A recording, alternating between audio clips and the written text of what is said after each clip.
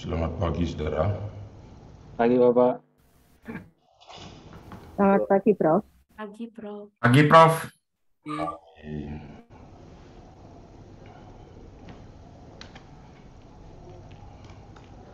Baik, semua indah ya.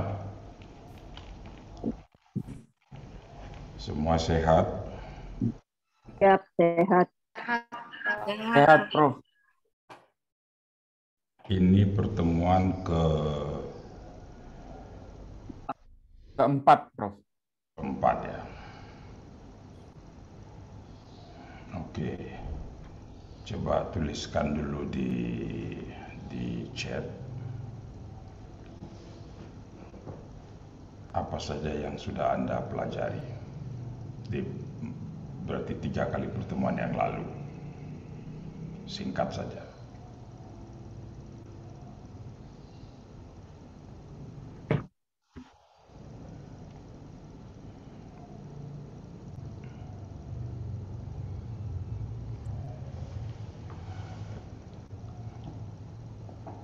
Ada pertanyaan lanjutan, tuliskan juga di situ ya.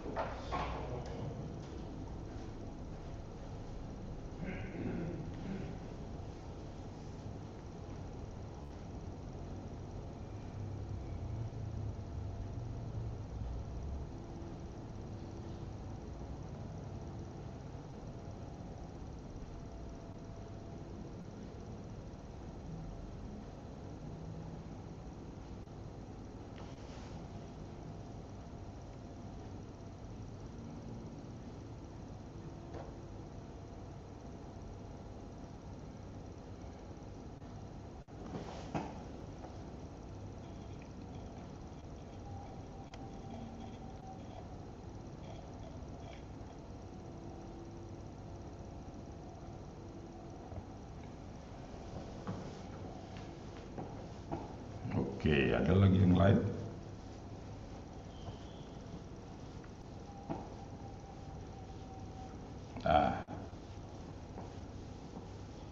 saya ungkapkan sebuah statement, silakan dirinci, dideskripsikan makna dari statement ini ya.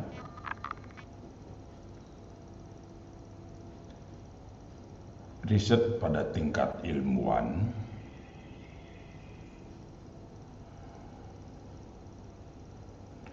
bersifat deskriptif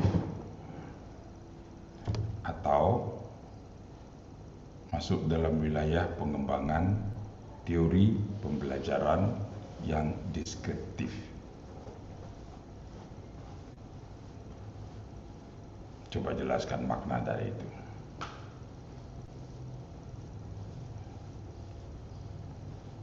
Dengan sendirinya ini akan masuk pada wilayah riset yang akan saudara kerjakan.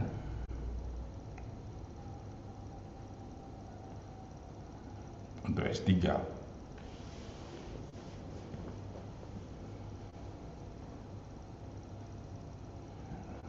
Atau dengan ungkapan lain, riset-riset itu dimaksudkan untuk mengungkapkan hubungan antar variabel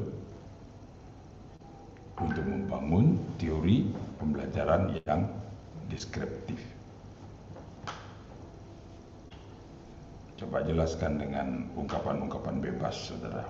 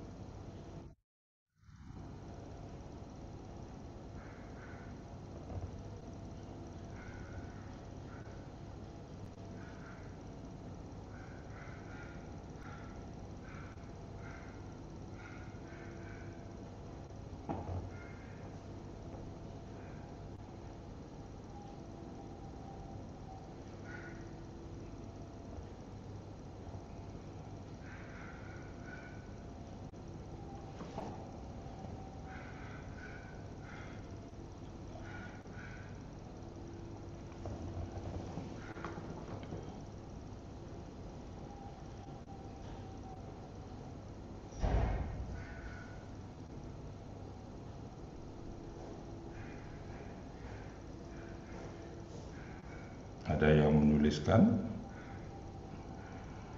atau untuk hal ini jika ada yang rindu langsung mengungkapkannya, silakan. Berikan deskripsi lebih jelas, lebih lengkap tentang makna dari ungkapan itu.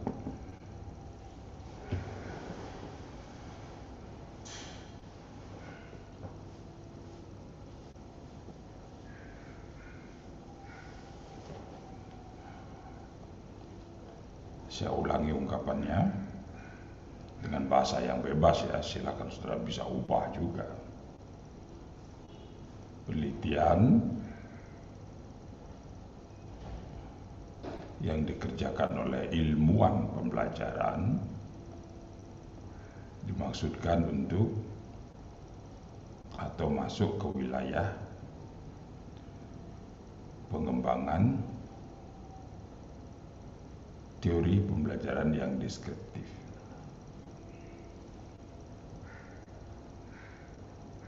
Silakan mau langsung mengungkapkan, silakan. Ada yang menuliskan, silakan ditulis.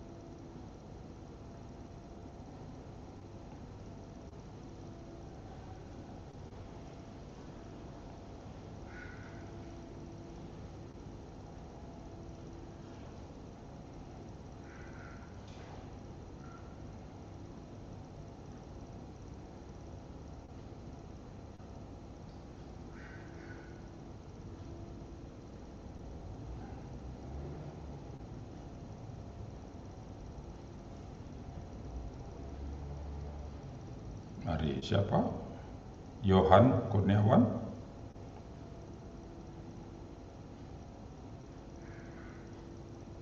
Selamat pagi, Prof. Ya.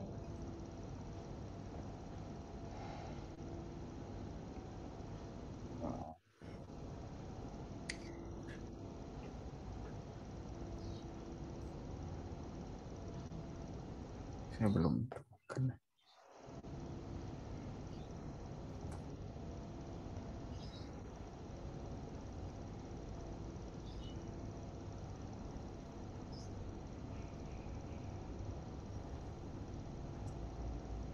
Atau kalau saya singkat, riset pada tingkat ilmuwan adalah deskriptif.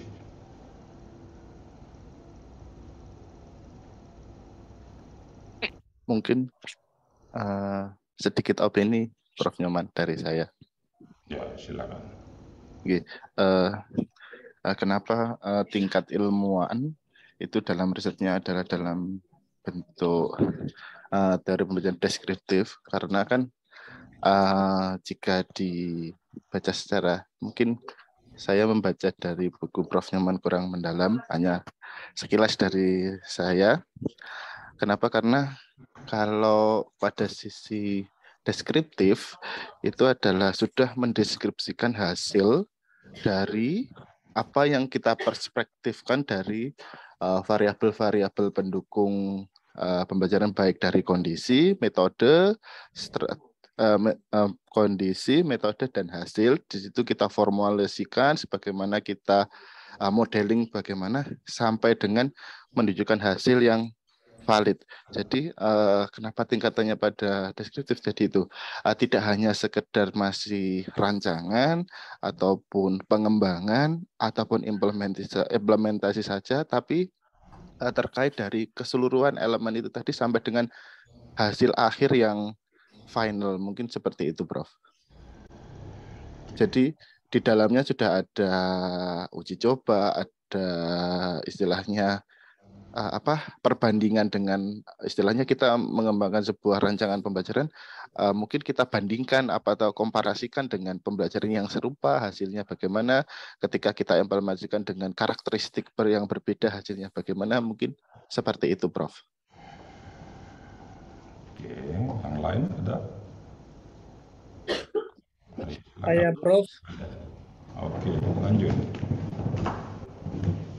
dari sekilas yang saya pahami, kalau teori pembelajaran deskriptif itu yang menekankan pada tujuan proses pembelajaran. Jadi proses pembelajaran yang diterapkan itu atau yang dilakukan itu yang menjadi penekanan utama. Apa yang terjadi, bagaimana tahap-tahapannya, itu diuraikan, digambarkan di dalam suatu penataan pembelajaran. Itu yang saya tangkap sekilas dari teori ini, Prof. Terima kasih. Oke, ada lagi? Saya, Prof, Ya. kalau menurut yang saya baca di bukunya Bapak, itu teori preskriptif itu goal oriented, jadi hanya untuk mencapai tujuan. Sedangkan kalau teori deskriptif itu goal free, untuk memberikan hasil. Jadi betul-betul hasil belajarnya itu gimana, dan itu adalah hasil dari kombinasi antara metode, teknik, dan lain-lain itu, Prof. Kira-kira itu menurut saya. Oke, itu dapat dipilah menggunakan proposisi teoretiknya. Kalau yang deskriptif, proposisinya gimana?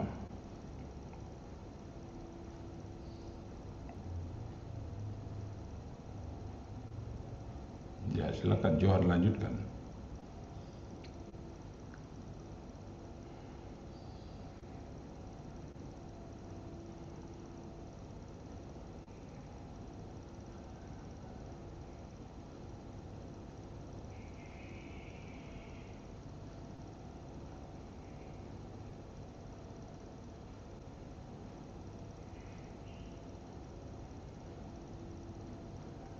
jika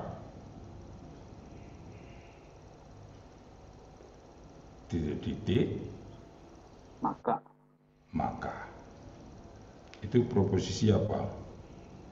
Deskriptif. Deskriptif. Sedangkan kalau yang preskriptif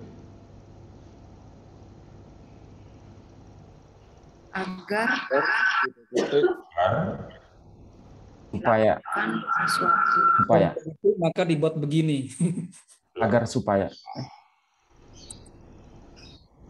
agar begini lakukanlah itu, agar begitu lakukanlah ini, agar titik lakukanlah. Jadi upaya yang dikerjakan oleh seorang ilmuwan, sebagaimana kita sudah diskusikan yang lalu, apapun yang dikerjakannya adalah untuk menghasilkan teori, konsep, prinsip. Dan untuk menghasilkan itu melewati sebuah, katakanlah, aktivitas yang kita tahu namanya riset. Tetapi untuk menghasilkan sebuah teori, konsep, prinsip tidak hanya mengandalkan riset. Pada di situ ada intuisi kepakaran. Bagaimana memadukan itu. Jadi di dalamnya ada data dengan analisis yang sangat sahih. Juga di dalamnya ada apa yang kita sebut dengan kontemplasi, perenungan, refleksi, baik secara objektif maupun subjektif. Jadi berpikir reflektif ada di situ. Baik yang objektif, reflective thinking, maupun yang subjektif, reflective thinking. Semua ada itu dikawinkan sehingga menghasilkan sebuah teori, konsep. Nah, tetapi tingkatannya hanya mendeskripsi. Dilihat dari hubungan antar variabelnya yang di otak-atik itu, variabel itu antara variabel kondisi, metode, dan hasil.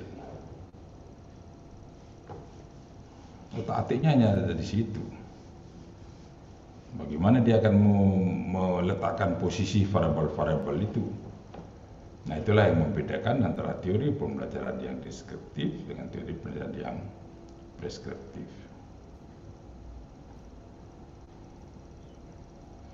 Teori pembelajaran yang deskriptif meletakkan variabel hasil sebagai variabel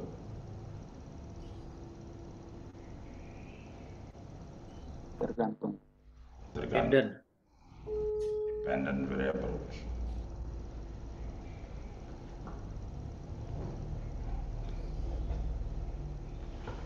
Jika Johan Kurniawan punya pipi dipukul, ditinju dengan beban 15 kilo dengan kecepatan sekian, apa yang akan terjadi ya? Gimana agar kita tahu apa yang akan terjadi itu? Praktekkan. Nah, lakukan. Jadi eksperimenkan, kan begitu toh? Pengembangan teori deskriptif itu dikerjakan dengan penelitian eksperimen. Apa yang akan terjadi jika untuk kondisi tertentu metode ini yang saya pakai? Apa yang akan terjadi ya? Gimana cara menjawab itu? Cobakan, eksperimenkan.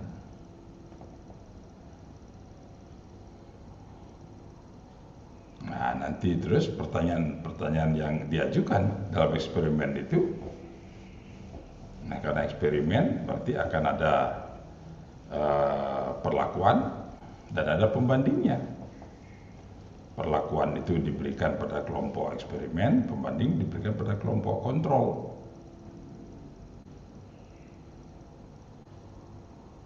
Dan nanti dalam periode tertentu dibandingkan hasilnya gimana. Jadi hasil yang muncul di situ dalam pengembangan riset-riset yang deskriptif adalah hasil yang nyata dari sebuah tindakan.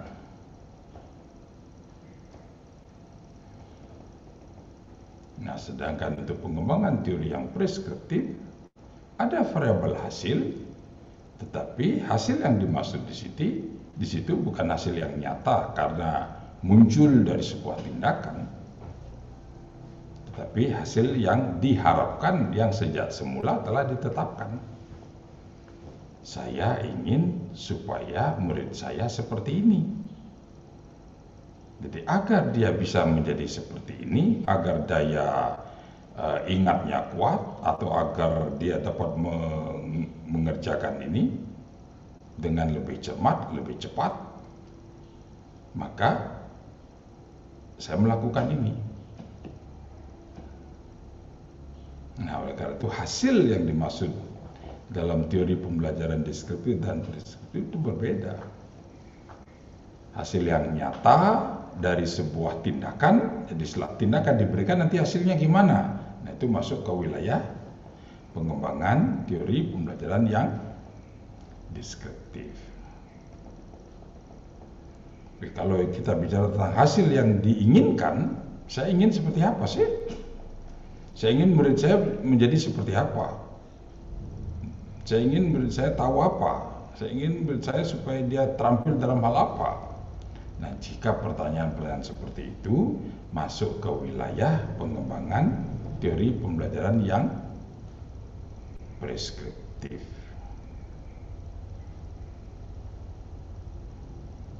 Nah, itu sebabnya wilayah pengembangan teori yang deskriptif ya benar-benar masuk ke tingkatan ilmuwan. Yang muncul nanti dari pekerjaan ilmuwan kan teori. Sedangkan dari teknolog preskriptif yang muncul kan model untuk mengerjakan sesuatu, tindakan-tindakan, sintaknya gimana. Nah, itu nanti bedanya gitu. Sehingga berhati-hati nanti dalam penulisan disertasi katakanlah. Jadi sejak awal kita sudah punya ancang-ancang tentang itu. Kalau ada di antara saudara nanti tiba-tiba rindu mengembangkan disertasi dengan judul pengembangan model pembelajaran bla bla bla bla bla. Nah, kalau itu judulnya kira-kira masuk ke wilayah mana?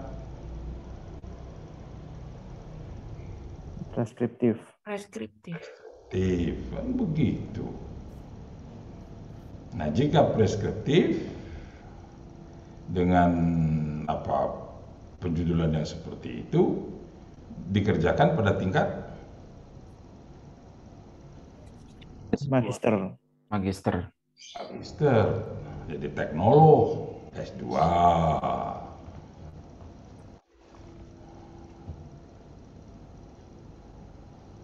Bagus, itu pas untuk dikerjakan di tingkat S2 untuk menghasilkan sebuah model.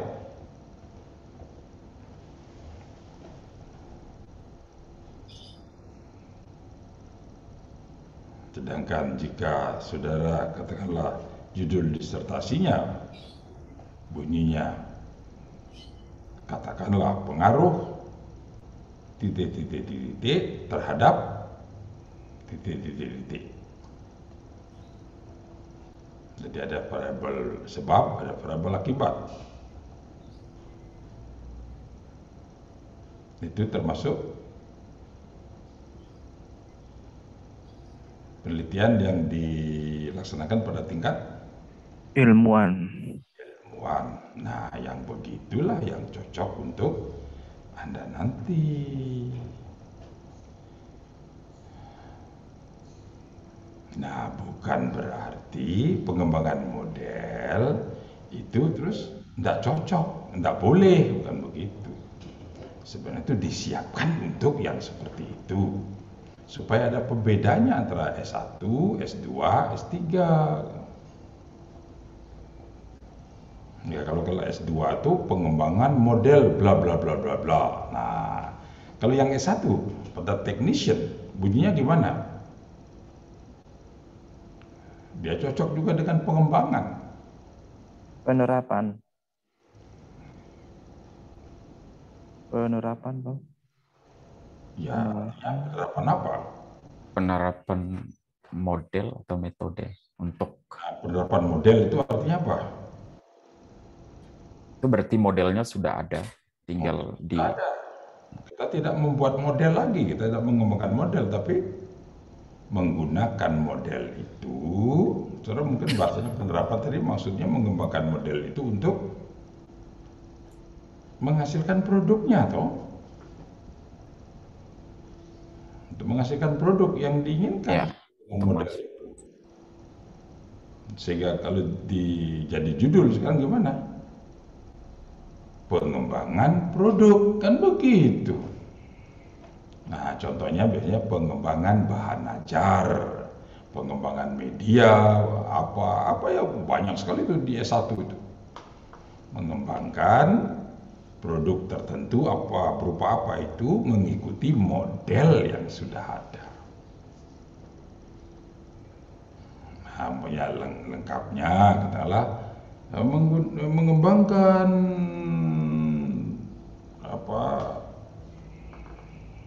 bahan ajar bla bla bla bla menggunakan model Dick and Carry. Nah, kan gitu, itu S1 itu.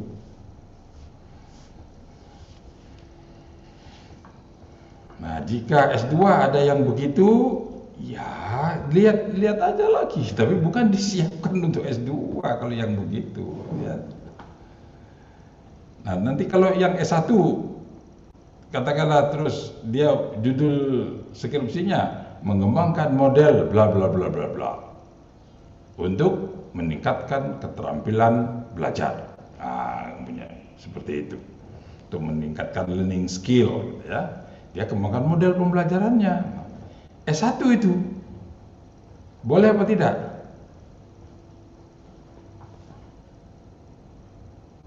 Ya boleh-boleh saja kan. Dia nanti S1 rasa S2. Nah, sedangkan kalau S2 sekarang mengembangkan kurikulum bla bla bla bla. Nah, kalau begitu bunyinya mengembangkan bahan ajar ini untuk meningkatkan hasil belajar untuk mata kuliah bla bla bla. Nah, itu S2 boleh nggak? Nah, boleh aja. Dia nanti lulusnya S2 rasa Satu. nanti kalau begitu silakan. Jadi kita harus pisahkan antara kajian keilmuan seperti sekarang ini dengan nanti dikaitkan dengan kajian pada tingkat operasional. Ya secara yang sudah kita bicarakan ini dari fungsi-fungsi keilmuan itu kita memilahnya begitu. Pada tingkat operasional silakan aja. Ada juga itu disertasi pengembangan model bla bla bla bla. Nanti setelah dilihat di dalamnya tidak ada modelnya, tapi dia hanya mengembangkan produk. Bukan model yang dia kembangkan, tapi produk mengikuti model tertentu. Banyak disertasi yang seperti itu. Nah, boleh apa tidak?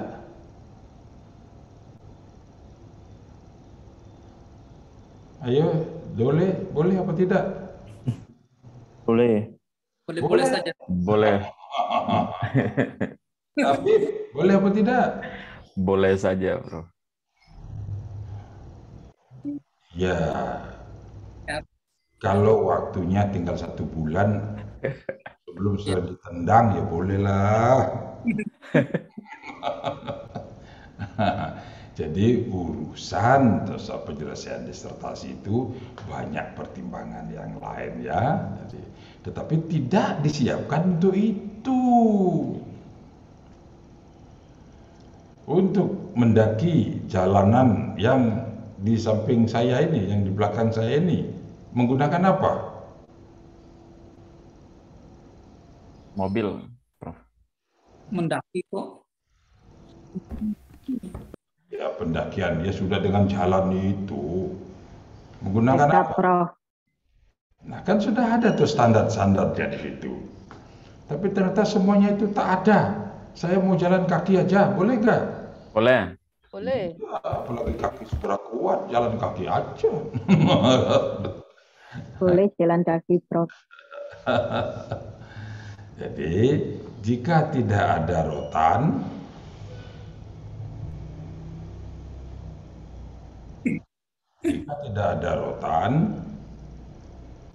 Akar pun Akar pun jadi. jadi. Akar pun jadi. ya pukul aja punggungnya dengan kayu lapuk, kan bisa toh? Bisa. Lebih enak daripada pukul rotan. Kan rotan itu mau dipakai memukul punggung. Rotan sudah dicari.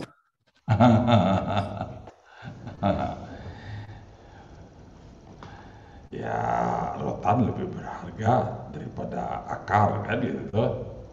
Akar pun jadi, silakan aja. Nah, tetapi janganlah berinisiasi seperti itu. Sudah tahu, katakanlah wilayah kita ini pengembangan teori, konsep, model, kan pendekatannya yang jalur-jalur yang sudah disiapkan kalau dengan riset-riset yang seperti ini. Terus ada sendiri yang sejak semula itu sulit sekali untuk diubah. Selalu bicara pengembangan bahan ajar, selalu bicara arahnya ke situ terus, atau pengembangan model. Nah, itu disiapkan sejak awal ya. Tapi jika saudara memang nanti betul-betul jatuh cinta dengan itu, ada tips ya untuk supaya setingkat. Itu ada caranya. Katakanlah pengembangan model. Nah, setelah model itu ada, lakukan riset dengan riset yang eksperimen. Nah, bisa naik itu posisinya nanti. Nah, gitu caranya. Atau mengembangkan katakanlah bahan ajar apa dengan model tertentu. Nah, setelah jadi itu masuk ke riset eksperimen, bandingkan dengan bahan ajar yang sudah ada. Yang sejenis ya, Prof. Ya, yang setingkat dengan itu. Oh, bisa naik jadi. Nah, karena itu, ya itulah kemahiran seseorang yang akan memasuki wilayah ya posisi doktor itu. Bisa mengerjakan sesuatu. Mengaitkan ini, membangun, silakan gunakan kreativitas saudara agar setingkat dengan itu. Oke. Prof. Ya. Prof Degang, mohon maaf bisa diulang yang pertama tadi, Prof. Trik yang pertama sebelum yang terakhir ini, kalau yang S3 itu, Prof. Kalau saya tidak suka bicara trik. Kalau trik itu apa? Untuk meningkatkan ini tadi, supaya levelnya sesuai untuk S3 tadi loh, Prof. Kan ada 2 tadi, yang pertama saya kurang dengar. Yang tidak baik itu trik. Doa, Prof. Ya, cara untuk meningkatkan kualitas. Bukan trik tuh ya. Saya mengucapkan apa tadi?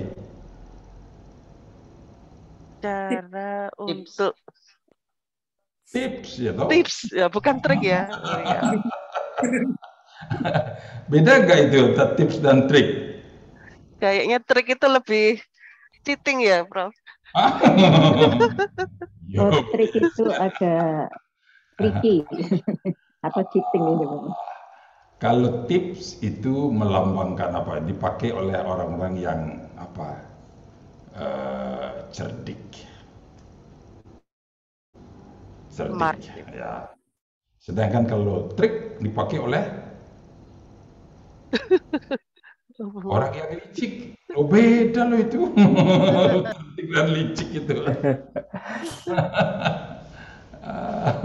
Tahu bedanya Bedanya merpati dengan ular, Prof. cerdik?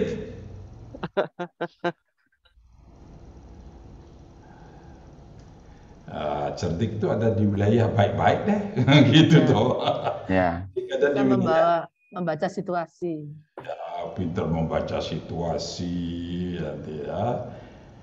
Daripada aku jauh melintasi jalan yang berliku-liku. Memang itu di aspal bagus, jauh tapi nanti berliku. Nah, aku kan punya kekuatan kaki, kekuatan tangan yang luar biasa. Untuk apa aku berliku-liku? Aku naik aja dari sebelah sini. Jadi mungkin ini kudaki aja. Nanti sampai aku di puncak malah lebih dulu daripada aku jalan jauh untuk melintasi aspal yang halus itu. Nah, itu namanya apa? Tips. Tips apa cerdik? Cerdik. Apa terus satunya tadi apa? Trik. Trik.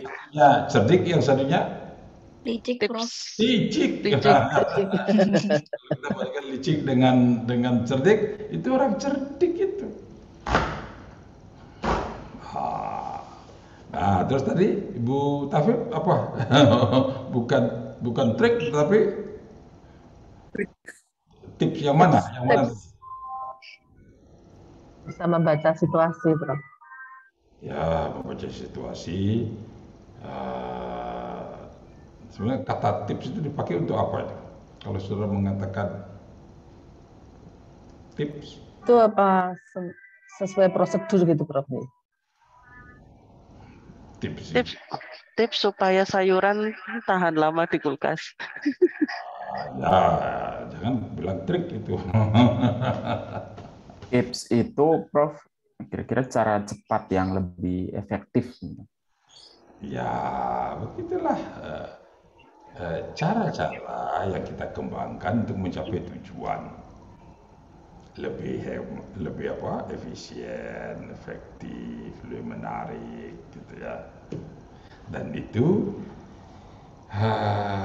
intuisi, tidak begitu saja itu harus begini prosedurnya. Nah, itu ada intuisi di dalamnya. Nah, itu tadi yang Tafib tanyakan ya.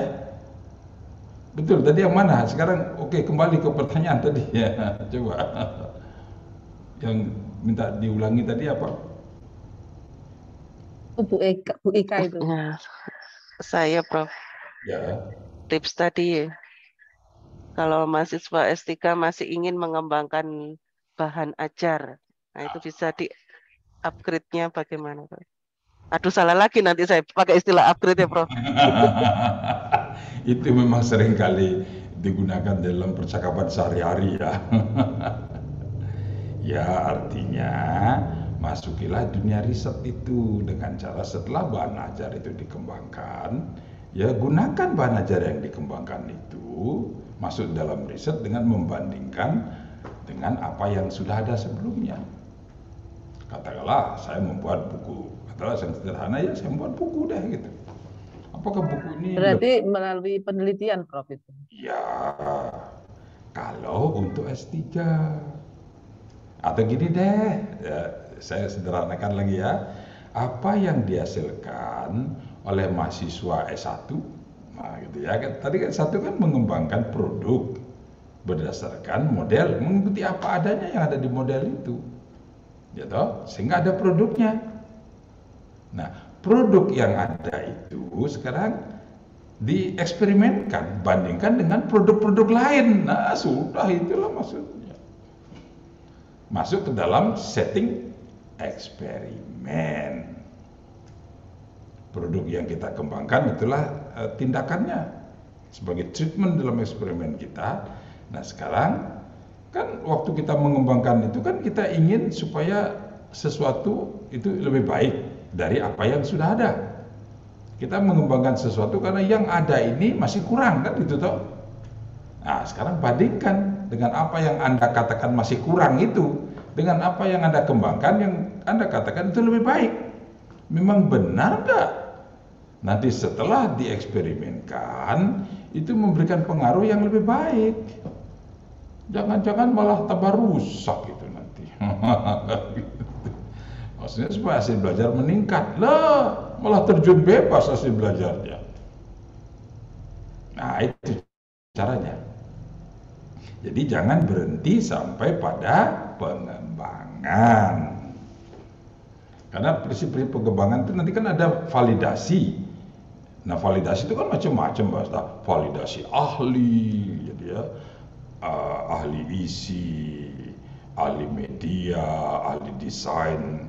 Nanti juga ada validasi ke pemakai, validasi perseorangan, kelompok kecil, ada field trial. Ya. Nah, itu masuk ke wilayah pengembangan. Setelah semua itu selesai, nah sekarang kan jadi produknya itu. Nah, baru ada eksperimenkan. Jika begitu, bisa masuk ke wilayah S3. Prof, berarti Maaf, Prof. Tadi kan disampaikan dari beberapa produk tadi, pengembangan tadi diujikan ke beberapa kelompok. Itu kalau apa itu sama dengan mana apa istilahnya, Prof? Sebelum ke eksperimen sesungguhnya. Ya, kalau yang masih tahap pengembangan kan belum eksperimen. Ya, jadi masih penjajakan ke beberapa ini sesuai enggak. Ya, tadi disampaikan Prof ada media ke sini. Iya, itu validasi lah istilahnya itu. Validasi. Validasi. Apakah sama dengan FGD tadi itu, Prof?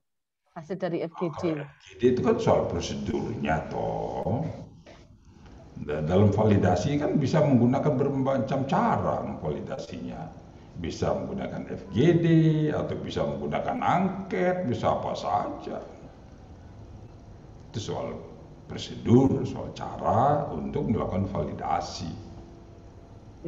Saya lanjut, Prof. Tadi kalau dari beberapa kelompok tadi tepatnya apanya? Kan tidak bisa kita menggunakan FGD. Iya. Jadi misalnya Prof disampaikan dari validasi tadi di beberapa kelompok yang akhirnya tidak homogen, Prof. Apakah hasil produk tadi itu, hasil pengembangan tadi bisa kita pakai untuk kelompok yang beda dengan kelompok waktu validasi tadi, Prof? Kalau kita mengembangkan sebuah produk, ya produk yang kita kembangkan kan otomatis akan terikat dengan siapa akan pemakai produk itu toh. Kan tidak begitu saja produk yang kita buat itu bisa nanti diseminasi pada kelompok lain yang tidak ada kaitannya. Sebuah produk selalu terikat ya dengan kita kembangkan untuk siapa. Kita membuat produk rawon. Wah, kalau untuk orang katakanlah saudara kita yang dari Manado, tidak ada yang mau ngambil rawon itu. Apa itu makanan hitam itu apa itu? Nah, jadi begitu kita berpikir membuat sebuah produk, kita harus tahu sudah memang produk ini buat siapa. Gitu. Berarti terkait dengan sasaran tadi dia, Prof? Iya, jadi sasarannya kan harus sudah ditetapkan. Karena pengembangan itu kan menyelesaikan masalah dalam konteksnya. Jadi harus jelas konteksnya. Salah satu konteks itu siapa? Sasaran. Nah, karena itu prinsip-prinsip dalam melakukan validasi untuk sebuah produk yang dikembangkan ya tidak begitu saja bisa sejalan dengan prinsip-prinsip ketika kita eksperimen. Sangat berbeda nanti itu. Itukah yang Bu Taufik tadi ungkapkan? Pertanyakan? Ya, Prof. Makasih, Prof. Oke. Prof, berarti semua penelitian S3 harus sampai ke hasil itu ya, Prof? Yang pernah Prof jelaskan ada 3 itu. Ya. Harus ke situ.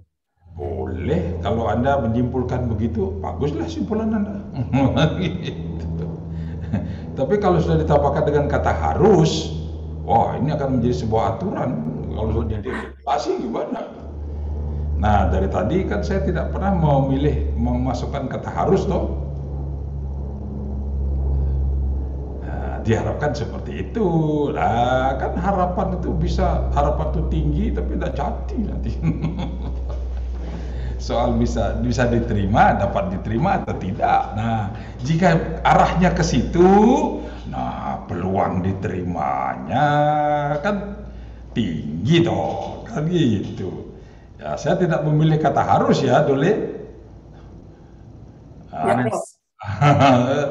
Dole kan memilih kata harus. Nah, kalau sudah harus itu setinggi apapun batu karang di depanku menjulang, harus ku terjang. Padahal di sampingnya ada jalan yang sudah dibuat, tidak mau juga, itu yang akan diterjang. Kata harus kan dipakai untuk itu. Itu yang saudara Dole tadi tanyakan? Tidak, Pak Yohanes tadi yang tanya. Saya yang sampaikan harus itu. Ya. Harus. Ini penting untuk saudara.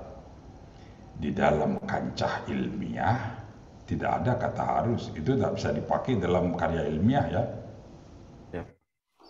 Nah, coba pikir ke belakang, mundur sedikit aja. Dalam karya-karya ilmiah saudara, ada kata harus? Belum Prof. Berarti kalau gitu Atau membuat apa lo ya? membuat suatu pertanyaan tidak boleh ya tidak ya, Prof. Kata harus tadi lo, ada pernah menuliskan itu? Tidak pernah. Itu tidak cocok dipakai di dalam karya ilmiah ya. Tetapi kalau surat pribadi kepada pacar deh, boleh. Adik harus. Silakan deh. Abang harus. Boleh, silakan, itu urusan Anda. Karena itu memang kata harus itu berkaitan dengan emosi. Tapi dalam karya ilmiah kan bebas emosi, tidak bisa memasukkan kata itu. Perhatikan ya, ini saya masukkan satu hal kecil ya. Jadi dalam karya ilmiah itu tidak ada emosi, semuanya netral. Ilmiah terkait dengan ilmu terkait dengan ilmuwan. Nah, seorang ilmuwan adalah pribadi yang netral. Jadi ilmu itu selalu sifatnya netral. Nah, yang tidak netral itu yang mana? Yang meneliti. Penting bagi apa? Anda kalau memang akan mengembangkan diri Anda menjadi seorang researcher, gitu, bagian ini penting loh ya. Itu merupakan karakteristik seorang researcher, netral. Nah, yang tidak netral apa? Penelitinya, Bro. Apa? Penelitinya. Ya, penelitinya harus netral tuh. Yang Politik, diteliti. Yang diteliti. Tadi kan kita bicara tentang technician, teknolog, dan Ilmuwan. yang tidak netral yang mana?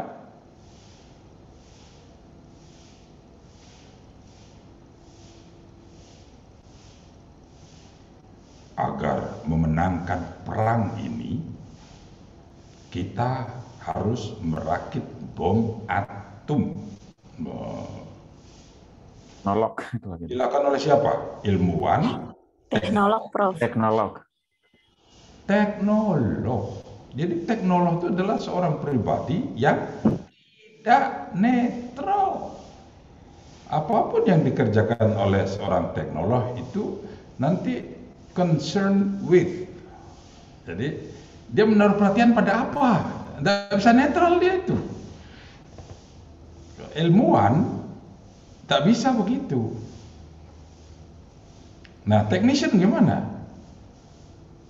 kalau seorang teknolog itu concerned with, kalau technician lebih-lebih lagi, dia yang akan mencampur bahan ini, bahan ini, bahan ini, sehingga menghasilkan ledakan dengan kekuatan menghancurkan gunung di balik saya itu. Nah, jadi tidak bisa netral dia itu. Technician dengan menggunakan prosedur-prosedur pencampuran yang seperti apa. Nah, itu kerjanya teknolog. Karena dia ingin memenangkan perang ini. Nah, dia menaruh perhatian pada apa? Negaranya, pada kelompoknya. Itulah seorang teknolog. Tapi ilmuwan tidak bisa begitu. Kerja ilmuwan itu untuk kemaslahatan umat manusia.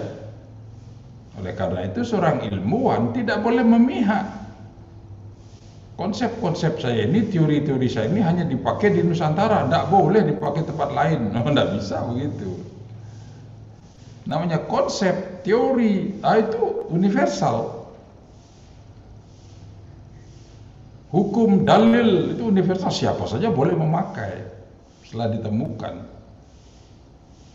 Nah,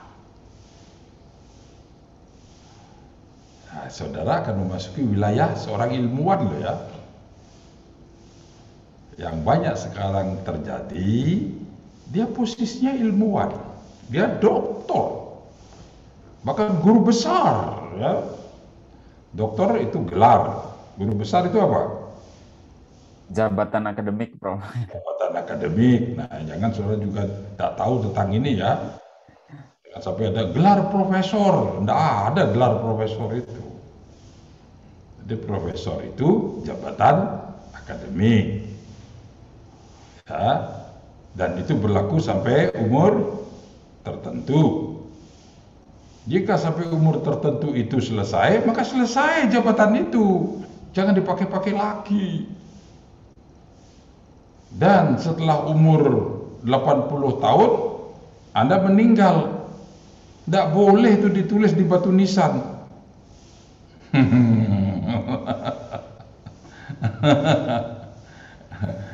Jadi jabatan akademik itu tidak ada di batu nisan ya. Jabatan itu ya berlaku ketika menjabat. Saya masih punya hak menggunakan jabatan itu, katakanlah 6 tahun lagi. Setelah itu harus saya lepas. Nah, kalau gelar gimana?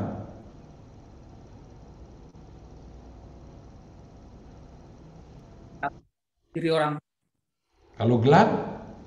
Melekat. Diri orang yang memperolehnya. Itulah yang Anda tulis di batu nisan. Boleh itu. Bisa disiapkan sejak sekarang biar saudara yang membuat batu nisan itu tulis sudah. Begitu. Ini joke ya untuk teman-teman di sebuah wilayah karena semua ingin menjadi doktor.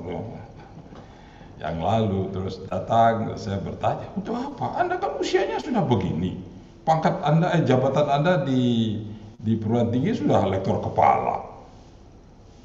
Itu sekarang ingin kuliah lagi, dan sebentar lagi Anda sudah pensiun. Nah, terus saya tanya, untuk apa Anda kuliah program S3 ini? Saudara tahu kira-kira jawabannya apa? Ditulis di batu nisan. Ya itu jawabannya. Untuk memperindah batu nisan. Ya sudah, saya bilang oke lah kalau begitu. Silakan untuk memperindah batu nisan. Biar ada nanti tertulis itu kan. Kalau tertulis batu nisannya ada gelar itu kan tidak diinjak-injak nanti kuburannya itu. Tapi kalau enggak orang lewat tidak injak katanya. Oke. Prof mau tanya, Prof. Baik. Mau tanya. Ya. Ya, sering kan kita diberitahu bahwa dalam riset S3 ini kan arahnya untuk menguji teori, ya. Untuk menguji teori. mungkin melalui eksperimen dan lain-lain. Tapi yang utama mungkin dari eksperimennya. Nah, sebagai ilmuwan kan kita seharusnya bisa menghasilkan teori, menemukan teori, prinsip, konsep dan sebagainya. Nah, misalnya yang kita menguji teori A misalnya. Nah, yang kita temukan juga hasilnya kan berkaitan dengan hasil dari teori A itu, Bro. Nah, artinya itu kan bukan menemukan. Artinya hanya kita menguji coba teori yang sudah ada, efektif atau tidak, atau sesuai dengan hipotesis kita. Apakah yang dikatakan menemukan teori itu ketika ternyata hipotesisnya itu tidak sesuai dengan hasil eksperimennya tadi. Sehingga itu dikatakan menemukan sesuatu. Padahal hakikatnya kan kita hanya menguji teori yang sudah ada, bukan menemukan teori atau prinsip dan sebagainya. Nah itu gimana maksudnya, Prof? Ya, artikanlah ungkapan itu seperti yang sudah dapat lakukan tadi. Artikan, begitu cara mendudukkannya. Nah, seorang ilmuwan, doktor kan harus menemukan teori. Apa sih arti menemukan teori itu? Dudukkan seperti itu yang bisa kita kerjakan. Ungkapan itu tidak salah, benar, tetapi sekarang dudukkan. Menemukan teori itu, mengembangkannya, mengujinya, meletakkannya, begitu setiap hasil riset itu pasti ada pengembangan toh. Pengembangan dalam arti apa? Menggoyahkan teori itu mengembangkan juga. Pada teori yang selama ini sudah sangat kokoh, dengan riset ada jadi goyah dia. Nah, katakanlah seperti itu. Atau selama ini teori-teori yang ada itu masih goyah, tapi dengan riset ada menjadi sangat kokoh. Boleh. Nah, atau teori-teori yang sudah ada adalah teori yang sangat kokoh, dengan riset Anda menambah bukti untuk menyatakan bahwa teori itu memang kokoh. Silakan. Nah, semuanya itu ada pada wilayah bahasa yang besar tadi, menemukan teori. Begitu cara mendudukkan bahasa menemukan teori itu. Jika betul yang dimaksud dalam menemukan teori, sampai sekarang tak ada dokter yang bisa begitu. Batalkanlah. Nah, apalagi namanya pengujian teori. Lah, penguji teori yang sudah ada. Nah, jadi bahasa menemukan teori duduknya seperti itu. Jadi tidak usah juga diturun-turunkan bahasanya. Tidak perlu menemukan teori tapi menguji teori. Ya itu. Atau dengan bahasa yang lebih umum lagi, otak-atik. Nah, otak-atik seorang ilmuwan adalah pada wilayah teori. Selesai, sudah. Apakah dia mengembangkan, menemukan, memperkuat, menghancurkan. Kalau hanya nanti menemukan teori, kalau teori itu justru hancur gimana? Teori yang ada hancur, kan bisa menghancurkan teori. Nah, jadi otak-atik aktivitas seorang ilmuwan itu ada di wilayah teori. Nah, silakan sekarang. Sedangkan untuk teknolog ada di wilayah model. Ya, model. Technician di wilayah produk. Nah, sekarang mari kita lihat apa bedanya atau seperti apa sih posisi antara teori dengan model. Teori itu apa? Model itu apa?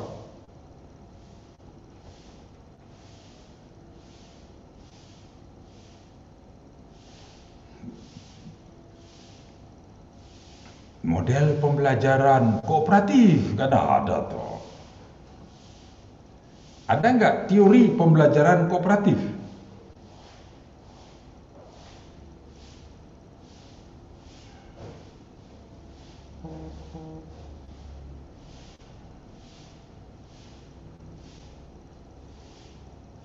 Kalau kita bicara pembelajaran kooperatif, kita bicara pada tingkat model.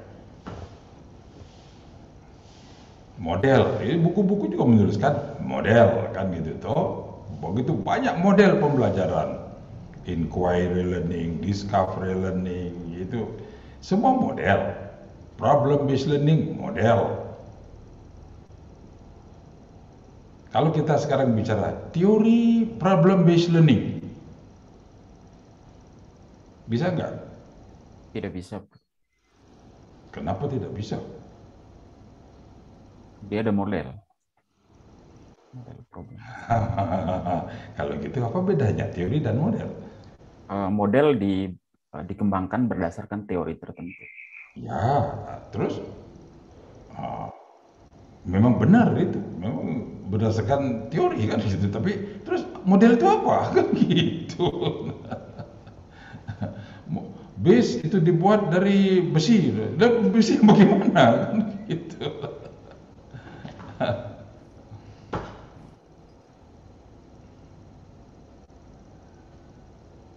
Apa itu? Sehingga kita punya katakanlah pengiris atau pemisah. Yang ini disebut dengan teori, yang ini disebut dengan model. Mungkin kalau teori itu Teori kan kita juga bicara tentang konsep gitu toh. Ini disebut dengan konsep. Konsep menjadi sebuah konsep-konsep menjadi teori. Teori. Nah, begitu kita bicara teori, ini semuanya katakanlah bahasa hipotesis, teori, dalil, prinsip, apalagi itu hukum, postulat, asumsi itu sama. Dengan bahasa yang sama bisa, tingkatan kekuatannya yang berbeda. Kan kita sudah bicara itu toh? Masih ingat itu? Teori dengan hipotesis. Apa itu hipotesis? Dugaan sementara. Tentang apa? Teori. Kan kita tidak cukup mengatakan dugaan sementara. Dugaan sementara itu maksudnya apa? Dugaan sementara tentang hubungan antar variabel. Hubungan. Oh ya. Pernyataan itu harus lengkap, jangan dipotong-potong ya. Hubungan antar variabel. Dugaan sementara. Nah, itu hipotesis. Kalau teori,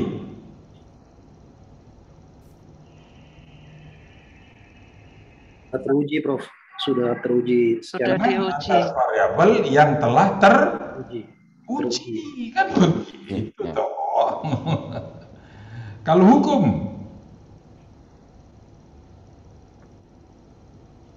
sudah tidak perlu diuji lagi. ya katakanlah kalau tidak diuji sudah kuat pengujiannya kan ngono loh. Jangan katakan tidak. Ya, Prof. Salah lagi, Prof. Yang pengujiannya sudah sangat kuat. Sangat kuat. Meyakinkan, sahih, tidak bisa digoyang lagi. Nah, sudah teruji dengan sangat, gitulah. Kalau teori kita yang sudah diuji, begitu aja bahasanya, kan itu toh. Nah, itu dari konsep. Nah, silakan, kan gitu. Nah, jadi kita tidak usah mencari lagi ungkapan-ungkapan lain tentang semua itu sama itu. Dengan bahasa yang sama, tetapi perbedaannya ada di mana? Pada tingkat kekuatan hubungan antar variabel itu. Hubungan antar konsep, hubungan antar konstruk. Nah, begitu kita melihatnya. Nah, sekarang teori dan model. Nah, gimana?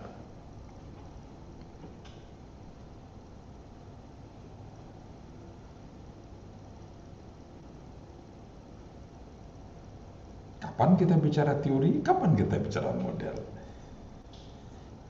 Yang dikerjakan oleh seorang teknolog menghasilkan model. Nah, yang dikerjakan oleh seorang ilmuwan menghasilkan teori. Nah, terus teori model itu apa?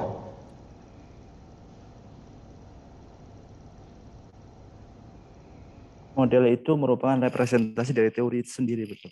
Representasi dari teori. Maksudnya? Artinya bahwa suatu model itu mengambil filosofi dari teori yang diambilnya.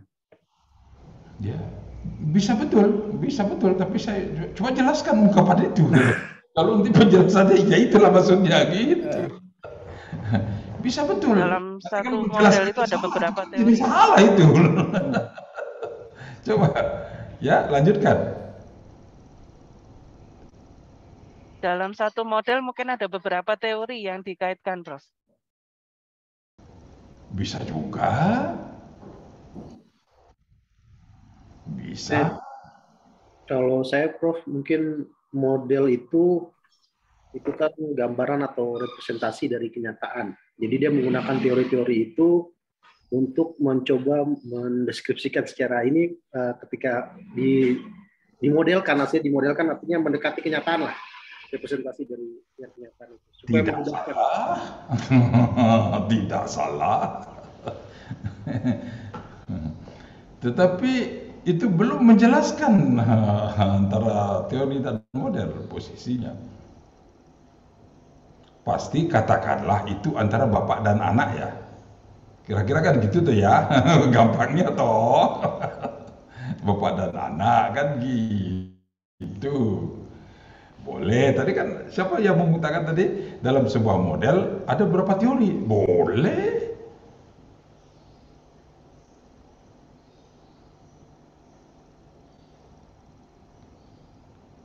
Nah, sekarang bagaimana itu penjelasannya?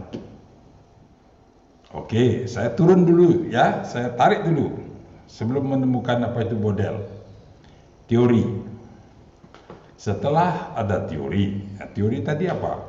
Proposisi yang mengungkapkan hubungan antar variabel. Nah, kalau kita hanya bicara teori ya sudah begitu aja mengungkapkannya. Nah, sekarang fungsi teori itu apa?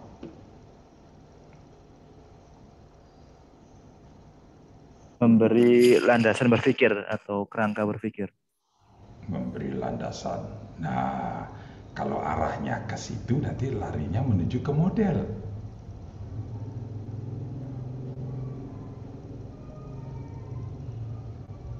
Sehingga nanti akan ada model konseptual, model prosedural. Karena dasar berpikirnya mengikuti prosedur-prosedur, mengikuti konsep-konsep ini, kan begitu.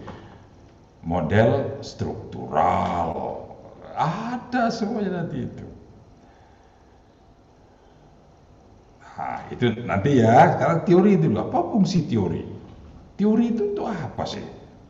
Coba kasih contoh teori dulu deh.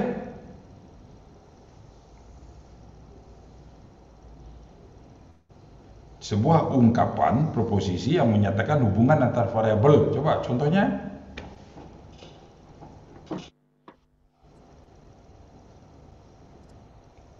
Oh, kenapa masih cari-cari? Anda toleh kemana-mana, mencarinya di mana itu? Mauris, Diko toleh ke sana kemari. Di mana mencari itu contoh-contoh teori? Izin Bu, pakai ini soalnya pakai 2 monitor. Oh gitu. Iya. Contoh teori ya, Prof ya. Satu keluar dia, apa itu yang satunya keluar? Boleh share aja mungkin untuk contoh teori. Kebetulan ada salah satu teori yang selalu saya ingat karena dipakai untuk tesis saya dulu, Prof, sama Profesor. Namanya transactional distance theory. Nah, teori tersebut digunakan awalnya untuk meneliti tentang pembelajaran jarak jauh. Sudah lama ditemukan, Prof, tahun 70-an. Dan kebetulan profesor saya dulu itu yang salah satu koresponden autornya gitu tentang teori tersebut. Di situ kita meneliti ada hubungannya 3 variabel, yaitu dialog. Dialog itu adalah interaksi antara pembelajar dan pembelajar itu siswa dan guru ataupun mungkin dosen dan mahasiswa. Lalu variabel kedua ada structure, itu tentang konten pembelajarannya dan learning materials-nya. Dan terakhir adanya learner autonomy atau kemandirian pembelajar untuk mengikuti pembelajaran. Nah, di situ kita kaitkan 3 variabel independen ya, 3 variabel independen, lalu dicari hubungannya menggunakan regresi terhadap tingkat transactional distance theory yang dimiliki oleh masing-masing pembelajar seperti itu. Oke, proposisinya gimana? Fokusnya di jarak ini, Prof. Sebenarnya untuk pakai pengertiannya sendiri transactional distance itu terhadap jarak. Bukan, saya proposisinya, pernyataan teorinya gimana? Oh, pernyataan teorinya seperti ini. Tingkat yang didapatkan dari transactional distance theory akan lebih baik apabila direndahkan, ditekan. Jadi semakin rendah tingkat transactional distance yang dimiliki oleh seorang pembelajar, maka pembelajar itu dikatakan lebih efektif. Nah, dengan caranya apa? Meningkatkan dari proposisi teoritik. Nah, sekarang coba cari contoh yang gampang, yang semua langsung orang ngerti. Mungkin ini monggo dibantu sama rekan yang lain. Mungkin kenyamanan belajar setiap orang itu berbeda-beda. Oke, terus itu satu variabel perkembangan. Gini, Prof, motivasi belajar berpengaruh kuat terhadap hasil belajar. Nah, itu kan sederhana tuh gitu contoh. Semakin tinggi kecerdasan, semakin tinggi hasil belajar. Nah, itu serupa dengan teorinya Maurice tadi, menggunakan proposisi yang seperti itu toh. Itu contoh teori. Nah, itu ditemukan dari mana? Dari riset toh. Itu semakin tinggi tingkat kecerdasan, semakin tinggi hasil belajar. Itu contoh proposisi teoritik. Teori. Nah, ada hasil belajar, itu konsep. Kecerdasan itu adalah konsep. Ya toh? Begitu dipakai dalam bidang penelitian menjadi konstruk, sehingga kelihatan sekarang konstruk tingkat kecerdasan itu seperti apa, konstruk hasil belajar itu bagaimana. Hubungan antar variabel itu akan membangun sebuah bisa teori, bisa prinsip, bisa hukum, bisa kaidah. Nah, itulah teori, kan gitu toh. Nah, teori itu kan banyak, bisa teori kecil, bisa teori besar. Bisa teori kecil, bisa teori besar. Katakanlah, ada contoh teori kecil tadi. Hasil belajar dipengaruhi oleh tingkat kecerdasan, kan itu toh. Makin tinggi tingkat kecerdasan, makin baik hasil belajar, kan itu toh. Ada teori lain, makin baik posisi orang tuanya, gitu. Makin baik status sosial ekonominya, makin baik juga hasil belajar murid-muridnya. Nah, katakanlah anak-anaknya, katakanlah gitu. Itu kan pernyataan-pernyataan teoritik itu yang ditemukan dari riset-riset yang ada. Nah, sekarang untuk apa pernyataan-pernyataan itu? Nah, itu kita bicara tadi fungsi teori. Makin tinggi tingkat kecerdasan, makin tinggi hasil belajar. Itu kan pernyataan atau proposisi teori toh. Untuk apa ini? Fungsi dari pernyataan ini apa?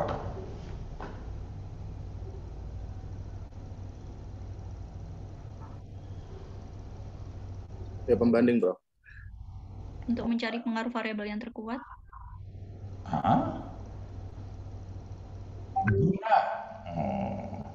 Guna dari teori, fungsi dari teori, nilai dari sebuah teori, aksiologisnya itu loh. Kemanfaatan, boleh deh, kemanfaatan sebuah teori. Buat apa sih ada teori itu? Dipraktekkan, Prof.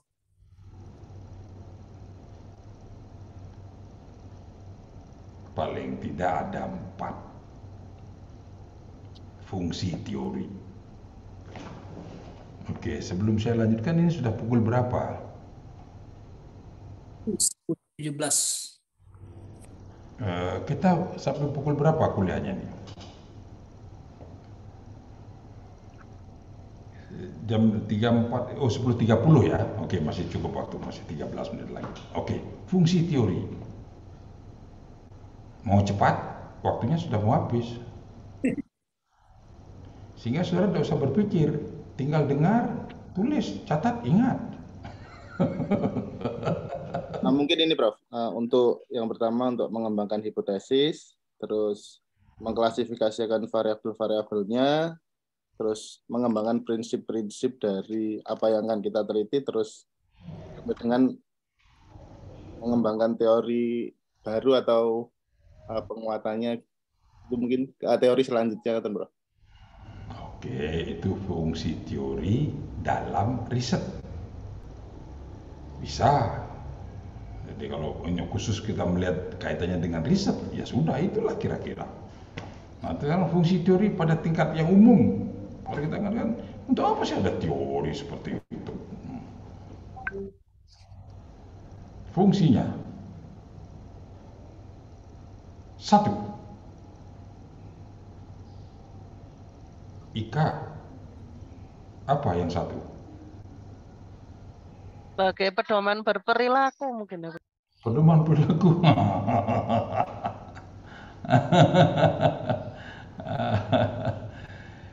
Teori berfungsi untuk mendeskripsi.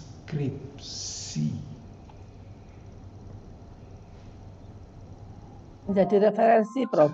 Pernyataan hubungan antar variabel. Sekarang gunanya itu apa? Mendeskripsi. Mendeskripsi apa? Peristiwa-peristiwa yang terkait dengan variabel itu, terutama hubungan antar variabelnya. Kalau ada teori yang mengatakan makin tinggi tingkat kecerdasan, makin bagus hasil belajarnya. Umpamanya loh ya. Nah, terus saya punya informasi, Maurice itu mahasiswa S3 UM loh, TEP UM.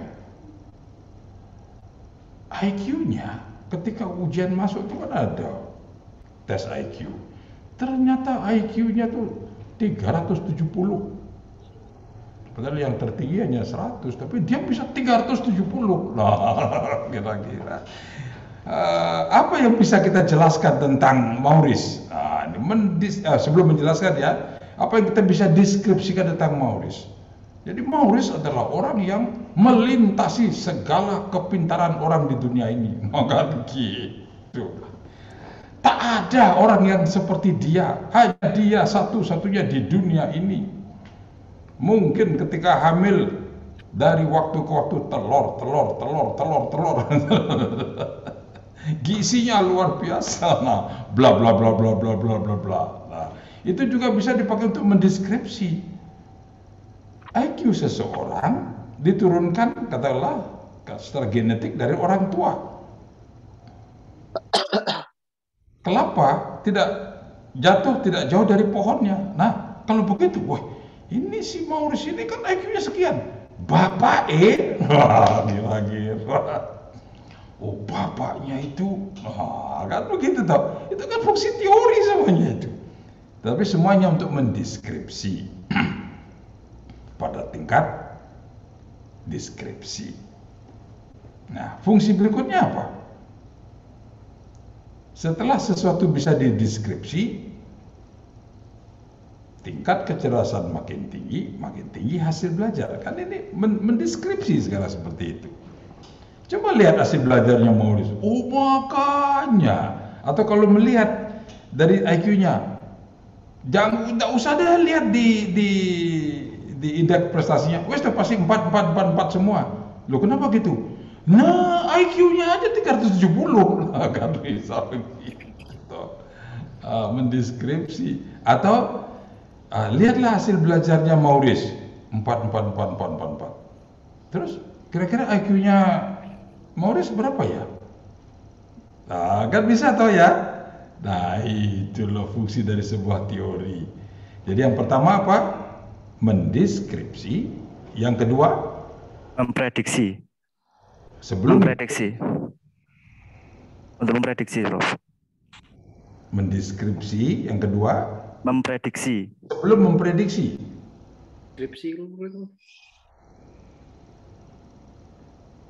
Hasil deskripsi dipakai untuk apa? Setelah kita tahu, oh gunung-gunung inilah gunung batu andesit. itu kan masih mendeskripsi toh, bukan gunung batu karang yang mudah hancur. Tapi ini gunung batunya itu batuan andesit kan, keras sekali itu ya. Nah, terus? Menganalisa, Prof. Ya, Identifikasi. apa? Sekarang ternyata di situ ada pekerjaan proyek pembuatan jalan, ingin membelah gunung itu. Nah, apa yang dapat dikerjakan di situ? Memang jalannya harus di situ. Gunungnya adalah batu andesit. Itu kan gunung batu andesit itu kan mendeskripsi. Ada pekerjaan pembuatan jalan di situ. Nah, terus sekarang fungsi teori lagi apa? Menjelaskan, Bro. Menjelaskan. Mendeskripsi, yang kedua menjelaskan.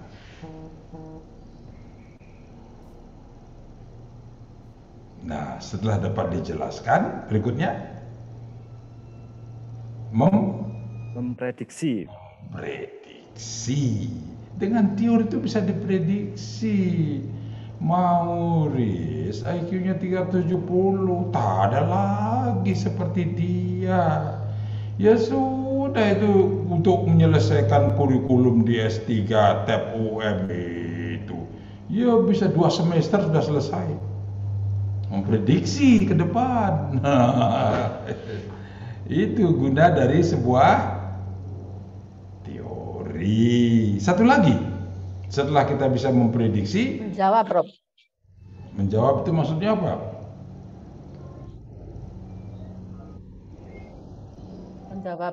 Menjawab hasil riset. Memprediksi hubungan antar variabel itu kan seperti apa?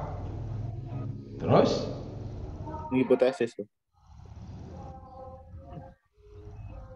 Nanti itu riset itu. Menyimpulkan. Iya, kira-kira memang sudah tinggal satu itu, opo. Menyarankan. Apa? How to control the relationship. Mengontrol. Mengontrol. Itu sebuah variabel hujan, ada variabel lain banjir, ada variabel lain tanah longsor. Hubungan antar variabel, jelaskan, deskripsikan dulu. Oh, ini namanya hujan. Hujan itu begini, hujan itu kelebatannya sekian, begini. Tanah atau batu-batuan begini, sudah dideskripsi. Karena dijelaskan, jika hujannya begini akan bagaimana? Bisa begini, bisa begini, bisa dijelaskan hubungan itu. Nah, ternyata di wilayah Anu yang batu-batuannya begini, yang tebing-tebingnya begini, dan saat ini ada hujan deras dengan kelebatan sekian. Prediksinya gimana? Tebing yang di wilayah itu akan longsor setelah 30 menit hujan. Karena itu jangan sampai ada yang lewat ke tempat itu. Nah, kan nanti begitu berikutnya tahu. Nah, akan longsor pada pukul sekian, itu namanya apa? Prediksi. Oleh karena itu, amankan jalan-jalan yang menuju ke wilayah itu sejak pukul sekian. Itu namanya apa? Antisipasi. Itu fungsi dari teori. Mendeskripsi, menjelaskan, memprediksi, dan mengontrol. Dan masih ada lagi fungsi-fungsi yang lain ya, lebih kecil lagi. Utamanya ini 4 ini. Jadi kalau kita namanya mengembangkan sebuah teori untuk itu, atau Anda mengatakan inilah teorinya. Nah, coba lihat teori ini bisa nggak mendeskripsi sesuatu, bisa nggak menjelaskan, bisa nggak memprediksi, bisa nggak mengontrol. Makin kuat fungsi-fungsi itu berjalan dalam sebuah teori, maka makin powerful teori itu. Makin kuat teori itu. Semakin kuat, dia menjadi hukum. Nah, kalau sudah menjadi hukum nanti sudah jelas itu. Anda tidak perlu melakukan pengujian apapun lagi. Jika saudara di rumah, di meja makan, ada satu gelas, sudah terisi air penuh sudah itu. Terus Anda memasukkan katakanlah 1 biji telur ke dalamnya. Terus airnya tumpah. Terus saudara kaget. Lah ini orang apa namanya dia? Sebelum itu Anda sudah tahu. Tapi kalau anak-anak yang belum tahu hukum itu, sudah tahu penuh, ya dilemparin aja dengan apa saja yang ada. Tumpahlah itu. Masukkan tangannya, tumpah air. Maka dijadikan mainan oleh anak-anak usia 1-2 tahun itu. Kan begitu. Tapi jika Anda melakukan itu, Maurice, ternyata di meja makan ada gelas terisi penuh air, terus dia masukkan telur di situ, dan di sampingnya ada pakaian, ada apa? Kira-kira Maurice itu siapa ya? Maurice kecil, anaknya yang umur 1-2 tahun kira-kira, tapi bukan Maurice yang besar. Karena Maurice yang besar sudah tahu ada hukum itu. Nah, gitu toh. Jadi fungsi dari teori mendeskripsi, menjelaskan, memprediksi, mengontrol. Dan itu berupa apa? Proposisi yang menyatakan hubungan antar variabel. Jadi dalam ungkapan, dalam bentuk proposisi namanya teori itu. Nah, jika proposisi ini sekarang diubah menjadi bentuk-bentuk lain, kan begitu toh? Diubah menjadi bentuk-bentuk lain, nah bisa saja itu kan melahirkan yang lain kan? Nah, itulah yang sedang kita cari tadi, yang kita sebut dengan model.